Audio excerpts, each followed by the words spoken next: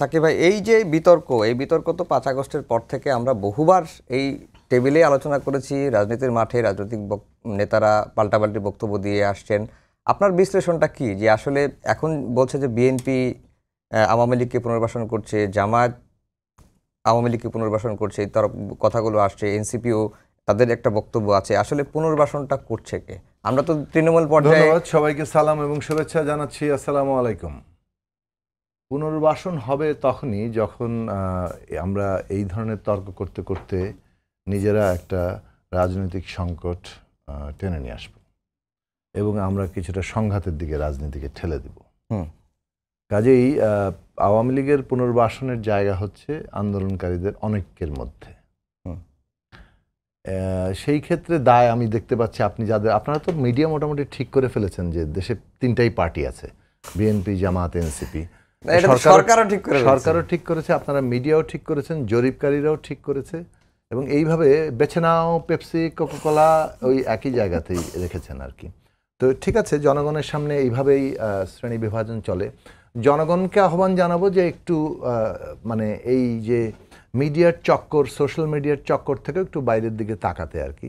কারণ তাদের সংগ্রাম, তাদের স্বার্থ কারা কীভাবে রাখে সেই জায়গায় এই মানে নানান ধরনের বড় পুঁজি কর্পোরেট জায়গা এইভাবে আবার মিডিয়াকেও যেমন নিয়ন্ত্রণ করে, তেমনি আবার তারা আবার ওই বিভাজনটা সৃষ্টি করতে খুব মানে তৎপর থাকে আর কি। যে কোর্টটাই এমনভাবে বাছাই করে ফেলা হবে, বাকিরা নাই, হ্যাঁ, বাকিদেরকে সন্তর্পণে নাই করে দাও। এটা আমরা অন্তর্বর্তী সরকারকেও দেখেছি, পক্ষপাতীদের কথা বলেছি, তারা ফ্যাল করে চেয়ে থাকে, শোনে, কিন্তু কোনো অ্যাকশন নেয় না। তো এইটা হচ্ছে আমাদের অন্তর্বর্তী সরকার। ঠিক যেন পুরনো মানে শাসকদের চেহারার অথবা তাদের একটা ছায়া মাঝে মাঝে ফট করে বেরিয়ে আসে আর কি। তো প্রতিক্রিয়া নেই, এই প্রতিক্রিয়ার জায়গাটা থাকে না। তবু আমরা দায়িত্ববোধ করি যে রাজনৈতিক সংঘাতের জায়গায় নেওয়া যাবে না, সংকট সৃষ্টি করা যাবে না, পক্ষপাতিত্বটাকে উৎসাহিত করা যাবে না। এগুলো জাতীয় কর্তব্য। সেই জাতীয় কর্তব্য মেনে আমরা চলছি। আমরা মনে করি যে এখানে আসলে আমাদের রাজনৈতিক প্রতিদ্বন্দ্বিতা, প্রতিযোগিতা হবে, দলগুলো তো আলাদা, স্বার্থ আলাদা, আইডিওলজি আলাদা,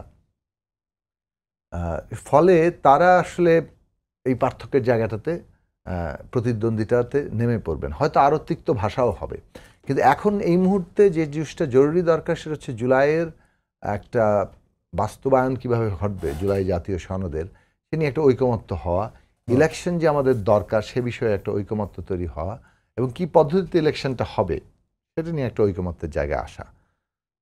এখানে ধরেন আমাদের মধ্যে একটা পদ্ধতিগত জায়গা মোটামুটিভাবে তৈরি হয়েছিল, অন্তত প্রথম ঐকমত্য কমিশনের বৈঠকে, যে যা কিছু ঐকমত্য হবে সেটা ঐকমত্য হবে, যা কিছু ভিন্নমত থাকবে সেটা জনগণ মীমাংসা করবে, ইলেকশন মীমাংসা করবে।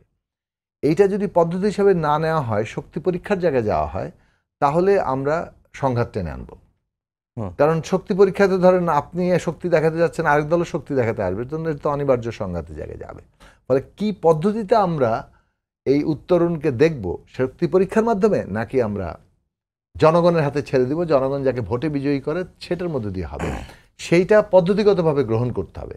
এবং এটা একভাবে এত আমি যত স্পষ্ট করে বলছি সেভাবে না হলেও আনুষ্ঠানিকভাবে প্রথম যখন আর্টিকেল 70 গৃহীত হলো, সেখানে বলা হয়েছিল যে 4টি এক্সেপশন, প্রথমে 2টি এক্সেপশনে সবাই রাজি, কিন্তু বিএনপির পক্ষ থেকে বলা হলো যে না, আমরা আরও 2টি এক্সেপশন যুক্ত করতে আহ্বান জানাই। একটা হচ্ছে জরুরি পরিস্থিতি, যুদ্ধপর অবস্থা, আর একটা হচ্ছে ইস্তেহারে বর্ণিত সংবিধান সংশোধন।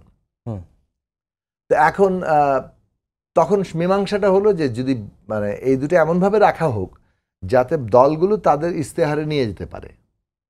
নির্বাচনী ইস্তেহারে নিয়ে গেলে তাহলে কি হবে, বিএনপি যদি ওই 4 এক্সেপশন নিয়ে যাবে, আর আমরা যারা 2 এক্সেপশনের সমর্থন করছি আমরা 2 এক্সেপশন নিয়ে যাব, যে জয়লাভ করবে সেই অনুযায়ী আর্টিকেল 70 সংস্কার হবে। বিএনপি জয়লাভ করলে 4টি মানে এই 4টি পয়েন্ট ব্যতি রেখে আর্টিকেল 70 সংস্কার হবে, অন্যরা জয়ী হলে 2টি পয়েন্ট ব্যতি রেখে আর্টিকেল 70 সংস্কার হবে। এই যে পদ্ধতিটা গ্রহণ করা, অর্থাৎ জনগণের হাতেই মানে ক্ষমতাটা ছাড়া মীমাংসার পথ হিসাবে ভিন্ন মতের, সেইটা আমরা তখন এইভাবে গ্রহণ করেছিলাম। ফলে ধরে নেওয়া হয়েছিল যে পরবর্তী ফলো আপ ওইভাবেই যাবে। মধ্যপথে হঠাৎ করে যখন আমরা উচ্চকক্ষের পিয়ার নিয়ে বিতর্ক শুরু হলো, তারপরে সে এটার জন্য যেহেতু কোনো মীমাংসা হলো না এবং শেষ পর্যন্ত নোট অফ ডিসেন্ট থেকেই গেল, এবং ওইটা নিয়ে কিছুটা রাজনৈতিক বাদানুবাদ থেকে আমরা তারপর দেখলাম যে নিম্নকক্ষে পিআরের দাবিটা বারবার সামনে আসছে। এটাও মনে রাখা দরকার যে নিম্নকক্ষে পিআর কিন্তু ঐকমত্যের আলোচনায় আসেনি, মানে অর্থাৎ ঐকমত্য কমিশনের এজেন্ডাই হয়নি। এখন ধরেন কোন একটা রাজনৈতিক দল কিন্তু একটা দাবি উত্থাপন করতে পারে, যে দাবি উত্থাপন, ধরেন অনেকের প্রদেশ দাবি আছে, বাংলাদেশকে অনেকগুলো প্রাদেশিক কাঠামোতে ভাগ করা এবং প্রদেশ করে একটা ফেডারেল গভর্নমেন্ট সিস্টেমে যাওয়া। এখন এই দাবি যদি আমাদের দাবি হয়, তাহলে এইটা নিয়ে আমরা কি ঐকমত্য কমিশনে যদি এটা আলোচ্য বিষয় না হয়, দেন আমরা আমাদের দাবি নিয়ে জনগণের কাছে যাব। সেই জনগণ যদি আমাদেরকে বিজয়ী করে, তাহলে আমরা প্রাদেশিক ব্যবস্থার দিকে যাব। এটা এটা আমি কথার অর্থে বললাম। প্রাদেশিক ব্যবস্থা কিন্তু পলিটিক্সের একটা দাবির জায়গা ছিল, তেমনি পিআর, নিম্নকক্ষেও পিআর একটা দাবির জায়গা আছে। আরও বেশ কিছু দাবি আছে, যেমন ধরুন মূলত মানে প্রায় সবগুলো সাংবিধানিক পদ কিন্তু সেখানে সাংবিধানিক কমিশনের মাধ্যমে নিয়োগ, এরকম দাবি আছে যেখানে কিছু কিছু পার্থক্য আছে। একটা যেমন নির্বাচন কমিশন, এটা সাংবিধানিক কমিশনের মাধ্যমে নিয়োগ হবে, সবাই একমত হয়েছে, কিন্তু আর বাকিগুলোতে অনেকেই নোট অফ ডিসেন্ট দিয়ে আছে। এইরকম জায়গা যে কোনোটা আলোচ্য সূচি হয়েছে, কোনোটা আলোচ্য সূচি হয়ই নাই, কোনোটা নোট অফ ডিসেন্ট আছে, কোনো একটা আংশিকভাবে সবাই একমত হয়ে বাকিগুলোতে একমত হয় নাই, এইগুলো সবগুলোর মীমাংসাই জনগণ করবে। এই পদ্ধতিটা আমরা মনে করি যথার্থ পদ্ধতি, কারণ অভ্যুত্থান কোনো একক শক্তির নেতৃত্বে হয় নাই। এখন যদি শক্তি পরীক্ষার মাধ্যমে আমরা মীমাংসা করতে যাই, সেটা অনিবার্য সংঘাত আনবে। এই হচ্ছে আমাদের পজিশন। আমরা দেখতে পাচ্ছি যে কোনো কোনো রাজনৈতিক দল যে জায়গাটা যাচ্ছেন, তাতে মনে হচ্ছে যে আমি এটা না হলে ওটা করব না, অথবা আমার অমুক জিনিস না পেলে কেমনে ইলেকশন হয় দেখে নিব। এই ভাষাগুলো ভালো না, এই ভাষাগুলো ইতিবাচক না, গণতান্ত্রিকও না। আমাদেরকে মানে প্রত্যেকটা জায়গাতেই যুক্তিসঙ্গত একটা জায়গাতে দাঁড়ানো দরকার। ইলেকশনে যদি জয়লাভ করে, এখন ধরেন জামাত ইসলামী পিআরের নিম্নকক্ষে পিআরের দাবি করছে, সেই দাবি কিন্তু তারা করতে পারে, দাবি তোলার অধিকার জামাত ইসলামীর আছে। এখন জামাত ইসলামী যতটা জোরের সাথে পিআর মানে সামনে এনেছে ধরেন সাম্প্রতিক আলোচনায়, কিংবা ধরেন 5ই আগস্টের পর থেকেই তাদের, সেইটা কিন্তু খুব আমরা এর আগে জায়গাটা শুনিনি। পিআরের দাবি যেমন এই দেশে বামপন্থী প্রগতিশীলরা যতটা আগে থেকে তুলেছে, সেটা একটা আলাদা বিতর্ক, কে কবে তুলেছে। প্রশ্নটা হচ্ছে এই মুহূর্তে আপনি পিআর পার্সু করবেন কি করবেন না। এখন পিআর দাবিতে জামাত যেটা করছে সেটা হচ্ছে জনমত তৈরি করছে, সেই জনমত তৈরি করার অধিকার তাদের আছে, কারণ তারা তো একটা ইলেকশন করবে, সেখানে তারা আগে থেকেই নিজের দাবির পক্ষে জনগণকে সংগঠিত করবে, এটা খুব স্বাভাবিক, এটা রাজনীতির অংশ।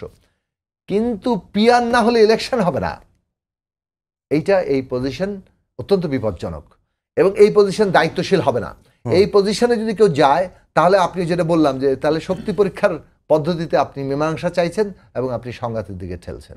সো আমাদের বক্তব্য হচ্ছে, কিংবা হঠাৎ করে সার্জিস আলম বলে উঠলো, কি বলে, শাপলা না পেলে তাদেরকে এটা দেবে না, এগুলো কোনো দায়িত্বশীল বক্তব্য নয়। সুতরাং আমরা এটা মনে করি যে বাংলাদেশে ভারতীয় আধিপত্য, এই রাজনৈতিক ছড়ি ঘোরানো বাংলাদেশের জনগণ গ্রহণ করবে, এটা পরিষ্কার, ইটস দ্য বটম লাইন। কেউ এটার মধ্যে যে আমাদের দেশের অভ্যন্তরীণ রাজনীতি আমরা নিয়ন্ত্রণ করব, আমাদের দেশের স্বাধীনতা সার্বভৌমত্ব থাকবে, এই প্রশ্নে আন্দোলনকারী জনগণের রায়ের মধ্যে এটা আছে। কেউ এটা থেকে ব্রিজ করে ওই একে ওকে লেবেলিং করে এটা খুব সুবিধা হবে না। বাংলাদেশে আওয়ামী লীগ যারা হত্যাযজ্ঞ চালিয়েছে তাদের বিচার হবে, এটাকে কোনো রকম ডানে বাঁয়ে করে কিছু করা যাবে না। এইখানে বাংলাদেশের নতুন একটা রাজনৈতিক বন্দোবস্ত হবে যেখানে নিয়মের উপর চলবে, জবরদস্তি দখল এগুলো আর চলবে না।